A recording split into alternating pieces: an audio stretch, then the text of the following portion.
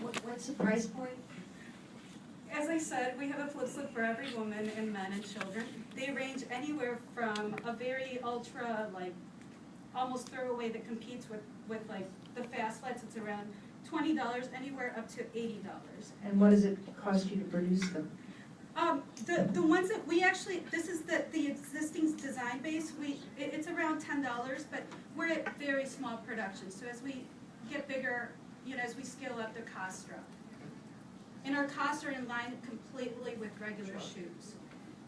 Okay. So who are the perfect stores that would sell this for you? I'm just what are you picturing there? I envision different styles and lines, such as Walmart, Macy's, and DSW. I think that we could have a different type of shoe selling at all of those stores. How about Zappos? I think Zappos would be great. They've been very effective with selling online, and we'd be perfect for them. Questions from you all? Question? Okay, please. So nowadays with shoes, there's a lot of concern around how, if it's good for your knees and all the back problems and so forth. Do these products address that? To the extent that if you're wearing your high heels, those are probably the worst. And so the only way to really get rid of the pain of high heels isn't to put in like a little insert, which is what Dr. Scholes used to do. Instead, it's to take the shoe off and put a comfortable flat. And now the skyed section where it folds, it's strategically placed in a section where it doesn't really interfere with your walking. It's a very flexible, and it does have a memory cushion, and it can be retrofitted to be even more of an orthotic. Right, and then Shelley? Can you tell us a little bit about your team? Well, we're a startup. We're about getting ready to launch, and our team consists of right now 20 artists. We also have a marketing group that's helping us promote the product, and part of it is we have an open referral program where anyone who wants to help us spread the word can make extra money through commission sales.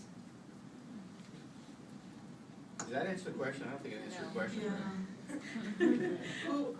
So I want to know about you, and I want to know if you have any co-founders. I'm the founder, and Tell us about yourself. I have a degree in marketing, and it's my first startup. And I need marketing help. Yeah. Okay, good. Joe?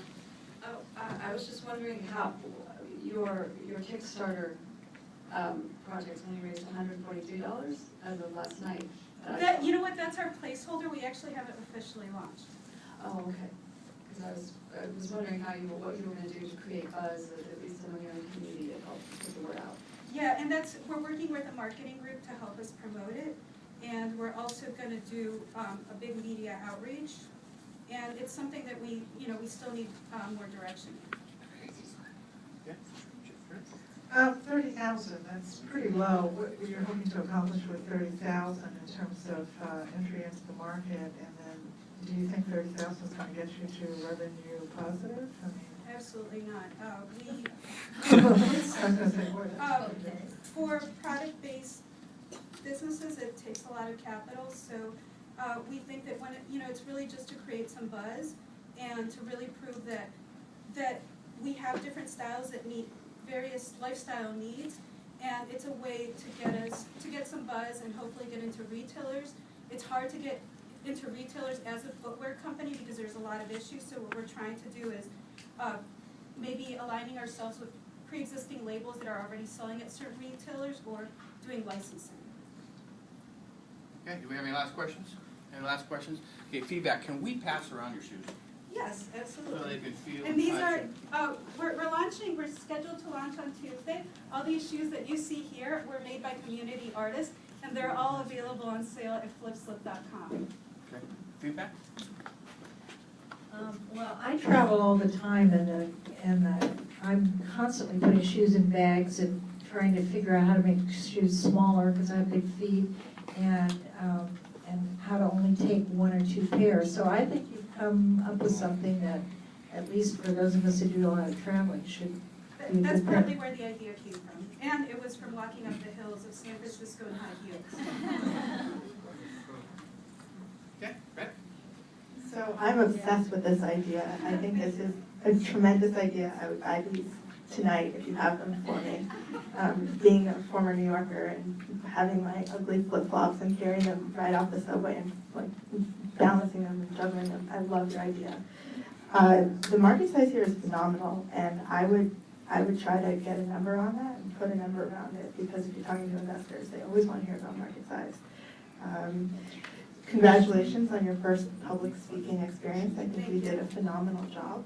And the only thing that I'd encourage you to do is just continue to practice your pitch alone and in events like this. I used to be so petrified, and you just lose some of the nervousness over time. But you did a really, really good job, so congratulations. My feedback is I wonder if in the pitch you may want to simplify just a little, or even with the idea simplify a little. And what I mean by that is as follows. You talked about how you're focusing on men, women, and children. Maybe at first you want to just focus on women, right? Because I think the idea behind that is there, right? High heels are horrible, they're uncomfortable, etc. And then focus on that and sell your product to people that will be interested in that.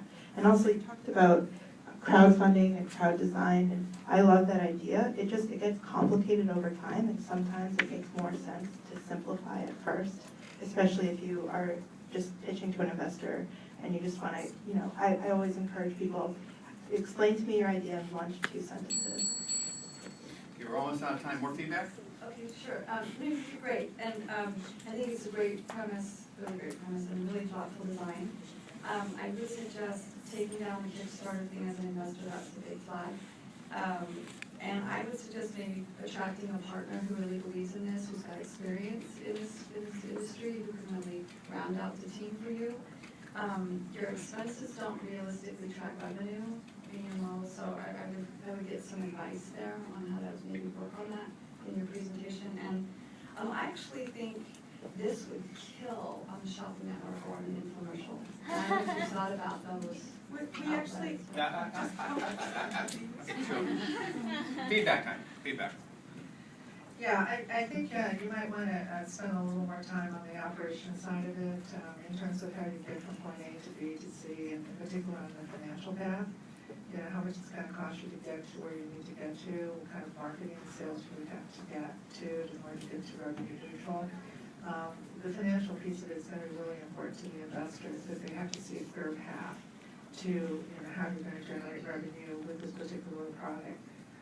Including, mapping out to the manufacturing piece of it, the price point, and, how much you need to have on the manufacturing side in order for you to get, a return, a pricing point return that's really, on the other side of maybe 60%. Okay, last comment, Teresa?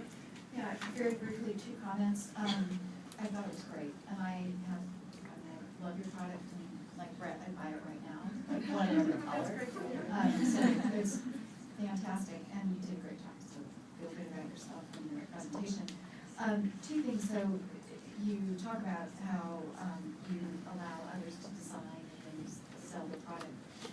And as an investor, I would want to know that you have all the rights to the design, so be really careful about your documents that when you are contracting with those people and allowing them to design, and make sure those are really tied. Any investor in due diligence is going to want to make sure that's tied down. And second, and you need a lawyer, call me. Get my own infomercial. I would also get out there very quickly in your presentation the large variety of markets where this would be appealing. I mean, the travel industry would be huge. You could talk just in terms of that channel and all the places you can sell your product within the travel industry. So we think about expanding for your audience how many places you can sell your product. Okay, one resource you need from all of us. making that first step to really get in front of retailers.